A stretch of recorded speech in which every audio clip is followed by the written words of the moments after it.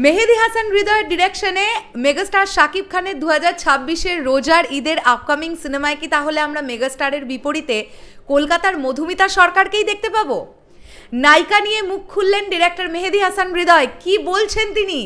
Hello আমার সাকিবেন ভাইরা বোনেরা, চলে এলাম আরও একটা নতুন ভিডিও নিয়ে। আশা করছি তোমরা সকলে খুব ভালো আছো।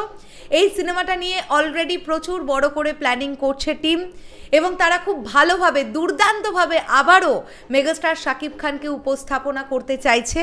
আমরা এটা চাই যে এই সিনেমাটা যেন বরবাদকেও ছাপিয়ে যেতে পারে।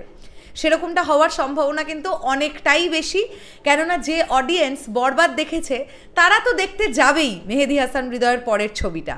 আরও এক্সট্রা অডিয়েন্স যারা হয়তো সিনেমা হলে বরবাদ দেখেনি, ওটিটিতে বরবাদ দেখেছে, তারা এবার সিনেমা হলে যাবে ডিরেক্টর মেহেদী হাসান হৃদয় এবং মেগাস্টার শাকিব খান এই ডুয়োটাকে দেখতে।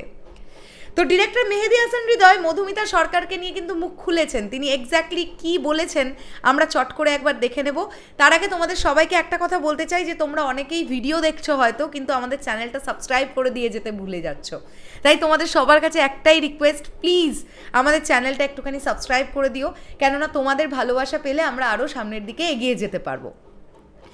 ডিরেক্টর মেহেদী হাসান হৃদয় বলছেন, একটি কাজের আগে অনেক ধরনের পরিকল্পনাই থাকে, অনেকের নাম উঠে আসে, তবে চূড়ান্ত না হওয়া পর্যন্ত কিছু বলা যায় না। মধুমিতার বিষয়টিও এখনও লক হয়নি, তাই এ বিষয়ে কিছু বলা যাচ্ছে না। ডিরেক্টর মেহেদী হাসান হৃদয় অভিনেত্রী মধুমিতা সরকার সম্পর্কে এই বক্তব্যই বা এই মন্তব্যই করেছেন।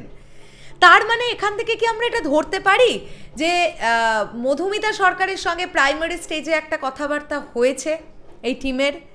কেননা ডিরেক্টর মেহেদী হাসান হৃদয় কি বলছেন যে এখনও লক হয়নি। লক তো তখনই হয় যখন একটা কথাবার্তা হয়, তারপরে তো ব্যাটে বলে মিললে লক হওয়ার গল্পটা আসছে, তাই না? আমি এটা মনে করি যে যাহা রটে তাহার অবশ্যই কিছুটা তো ঘটে। তো মধুমিতা সরকারের নামটা যেভাবে সোশ্যাল মিডিয়ায় উঠে এসেছে, আমি এটা বিশ্বাস করি যে টিমের তরফ থেকে মধুমিতা সরকারের সঙ্গে নিশ্চয়ই একটা কন্ট্যাক্ট তো করা হয়েইছে। এবারে হলো কি হলো না, শিডিউল ম্যাচ করার ব্যাপার থাকে, ক্যারেক্টারটার সাথে মধুমিতা সরকার কেমন যাচ্ছে, তিনি আসলেই পুল আপ করতে পারবেন কিনা ক্যারেক্টারটা, অনেক ব্যাপার আছে। সব কিছু ব্যাটে বলে মিললে তবে কিন্তু আমরা মেগাস্টার শাকিব খানের বিপরীতে মধুমিতা সরকারকে দেখতে পাবো।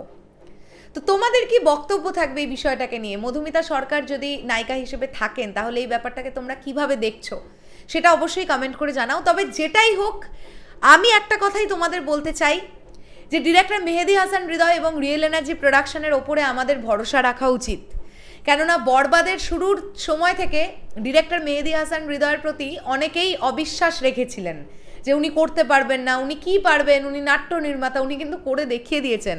আর এখনও পর্যন্ত টিল ডেটে বাংলাদেশের সবচাইতে বেশি বক্স অফিস কালেকশন করা সিনেমাটার নাম কিন্তু বরবাদ। এটা নিশ্চয়ই অস্বীকার করার কোনো জায়গা নেই। তো শেষ করলাম ভিডিওটা, দেখা হচ্ছে আবার খুব শিগগিরই নতুন কোনো ভিডিও নিয়ে। যেটাই হোক আমরা আশা রাখবো ভালো কিছুই হবে। তাহলে আসছি আবার খুব শিগগিরই। এখনের জন্যে টাটা।